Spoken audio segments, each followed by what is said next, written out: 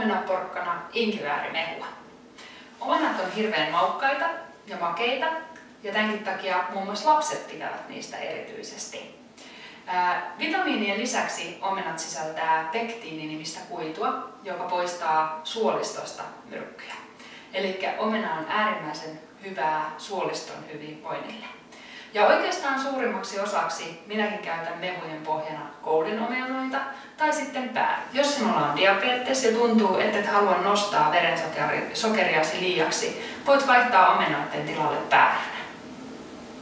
Omenoiden lisäksi lisätään mehuun tänään porkkanaa, joka on vihannesten kuningas tuolla vihannesmaailmassa ihan jo terveysvaikutusten takia. Porkkanat ovat oranssisia ja ne sisältää A-vitamiinin esiastetta, beta-karoteenia paljon, joka tekee äärimmäisen hyvää ihmisten iholle.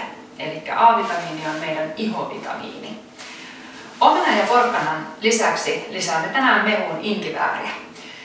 Itse käytän inkivääriä mehuissa. Ja yleensä niin inkivääristä riittää sellainen pieni peukalonpään kokoinen pala sitä. Inkivääri on aika voimakasta, mutta kannattaa lisätä sitä mehuun, koska sillä on äärimmäisen hyviä terveysvaikutuksia. Inkivääri on itsessään vähän tämmöinen luonnon oma antibiootti, joka poistaa erilaisia tulehduksia kehosta.